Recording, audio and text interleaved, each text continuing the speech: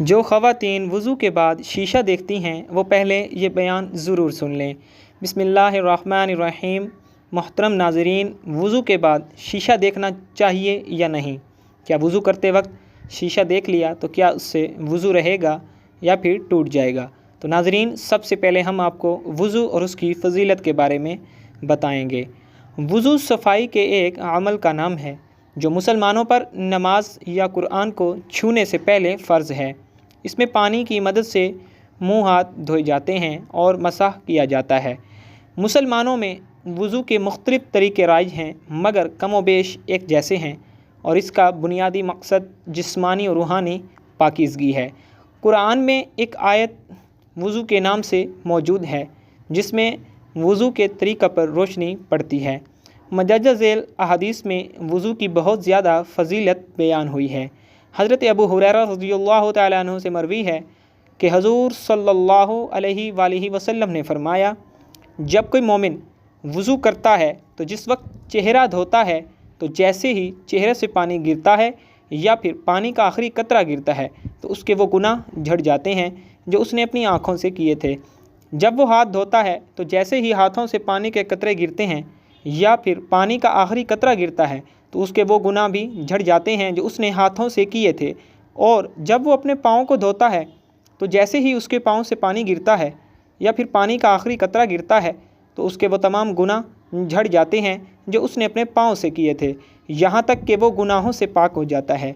ایک اور جگہ روایت ہے، حضرت ابو ہریرہ رضی اللہ تعالیٰ عنہ سے مروی ہے کہ حضور نبی اکرم صلی اللہ علیہ وآلہ وسلم نے فرمایا، قیامت کے دن تم اس حال میں اٹھو گے کہ تمہارا چہرہ اور ہاتھ پاؤں وضو کرنے کی وجہ سے سفید اور چمکتے ہوں گے، لہٰذا جو شخص تم میں سے طاقت رکھتا ہو وہ اپنے ہاتھوں، پاؤں اور چہرے کی سفیدی اور چمک کو زیادہ کرے۔ حضرت ابو ہریرہ رضی اللہ تعالیٰ عنہ سے مروی ہے کہ حضور نبی اکرم صلی اللہ علیہ وآلہ وسلم نے فرمایا، میرا حوض مقام عدن سے لے کر ایلا تک کے فاصلے زیادہ بڑا ہے، اس کا پانی برف سے زیادہ سفید، شہد ملے دودھ سے زیادہ میٹھا، اور اس کے برتنوں کی تعداد ستاروں سے زیادہ ہے۔ میں دوسرے لوگوں کو اس حوض سے اس طرح روکوں گا کہ جیسے کوئی شخص اپنے حوض سے پرائے اونٹوں کو روکتا ہے۔ صحابہ کرام رضوان اللہ تعالیٰ مجمعین نے عرض کیا کہ یا رسول اللہ صلی اللہ علیہ وآلہ وسلم، کیا آپ ہمیں اس دن پہچان لیں گے؟ فرمایا، ہاں، تم میں ایک ایسی علامت ہے جو دوسری کسی امت میں نہیں ہوگی۔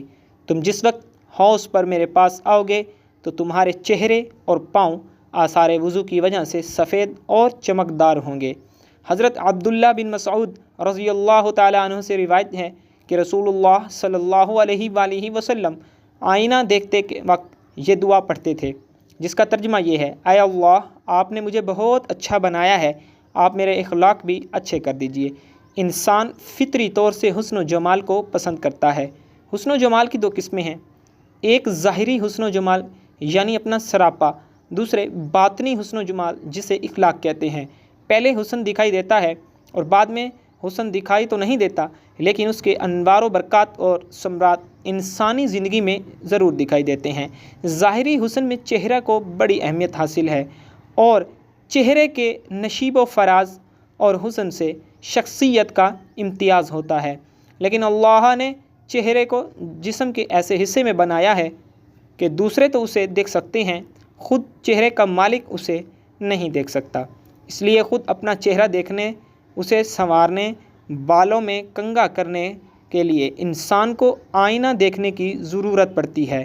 چنانچہ مرد ہوں یا عورتیں، بچے ہوں یا جوان یا پھر بوڑھے، ہر کوئی اپنی شخصیت اور اپنا چہرہ دیکھنے کے لیے آئینہ کا محتاج ہے۔ ایسے موقع پر سرکار دو عالم صلی اللہ علیہ وآلہ وسلم نے ایک چھوٹی سی دعا کی تلقین فرمائی ہے۔ دعا ہے تو بہت ہی مختصر، لیکن اس میں معنی کی پوری کائنات پوشیدہ ہے۔ اس دعا کا تجزیہ کیا جائے تو اس میں دو مضمون ہیں، ایک اقرار و شکر سے متعلق ہے جبکہ دوسرا درخواست سے تعلق رکھتا ہے۔ اب ہم اپنے سوال کی طرف آتے ہیں کہ وضو کے بعد شیشہ دیکھنا یا اگر وضو کرنے کی جگہ شیشہ لگا ہو اور نظر چلی جائے تو اس میں حرج تو نہیں یا وضو تو نہیں ٹوٹتا۔ ناظرین، وضو کرنے کی جگہ پر شیشہ لگا ہو تو اس پر نظر پڑنے یا اس میں چہرہ دیکھنے میں کوئی حرج نہیں، اس سے وضو بھی نہیں ٹوٹتا۔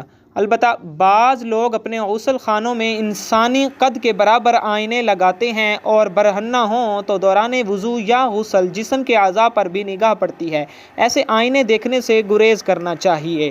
اس کے علاوہ وضو کرنے کے بعد برہنہ ہونے سے وضو نہیں ٹوٹتا۔ اگر نامحرم کی طرف بھول کر یا جان بوجھ کر دیکھ لیا تو اس سے بھی وضو نہیں ٹوٹے گا، البتہ نامحرم کو دیکھنا جائز نہیں ہے۔ وضو کی حالت میں برہنہ تصاویر دیکھنے سے وضو نہیں ٹوٹتا، البتہ برہنہ تصاویر دیکھنا ناجائز اور حرام ہے۔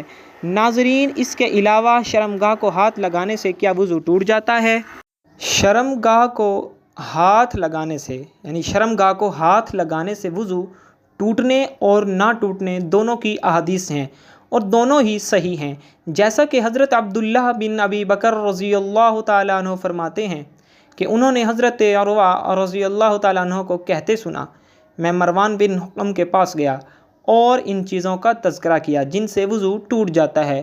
مروان نے کہا، اور عضو تناسل کو چھونے کا کیا حکم ہے؟ اس پر عروہ نے کہا، مجھے یہ معلوم نہیں۔ مروان کہنے لگا، مجھے مسرہ بنت صفوان رضی اللہ تعالیٰ عنہ نے خبر دی ہے کہ انہوں نے رسول اللہ صلی اللہ علیہ وآلہ وسلم کو فرماتے ہوئے سنا، جو اپنا عضو تناسل چھوئے وہ وضو کرے، جبکہ قیس بن طلق رضی اللہ تعالیٰ عنہ نے اپنے والد سے روایت کی کہ رسول اللہ صلی اللہ علیہ وآلہ وسلم سے ایک شخص نے سطر کو ہاتھ لگانے پر وضو کرنے کے متعلق پوچھا تو آپ صلی اللہ علیہ وآلہ وسلم نے فرمایا، وہ بھی تو تمہارے جسم کا ایک ٹکڑا ہے۔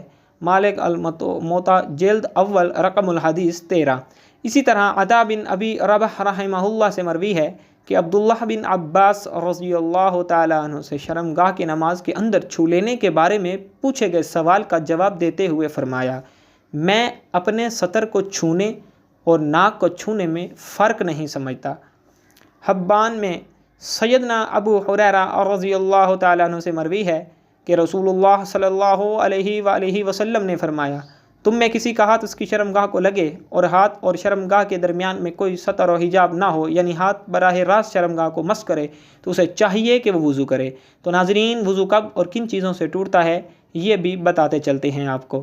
جن چیزوں سے وضو ٹوٹ جاتا ہے وہ دو قسم کی ہیں۔ نمبر 1، جو انسان کے جسم سے نکلیں جیسے پیشاب، پخانہ، ریح وغیرہ۔ نمبر 2، جو انسان پر طاری ہو جیسے بے ہوشی، نیند وغیرہ۔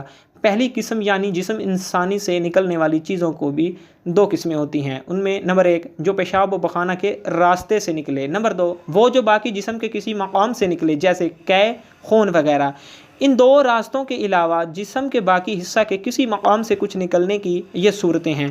کوئی ناپاک چیز نکلے اور جسم پر بہے، مثلا خون، لوہو یا پیپ وغیرہ، تو وضو ٹوٹ جاتا ہے، خواہ تھوڑی سی بہے۔ اگر آنکھ میں خون نکل کر آنکھ میں ہی بہا اور باہر نہیں نکلا تو وضو نہیں ٹوٹا، کیونکہ آنکھ کے اندر کا حصہ نہ وضو میں دھونا فرض ہے نہ غسل میں، اور اگر باہر نکل کر بہا تو پھر وضو ٹوٹ جائے گا۔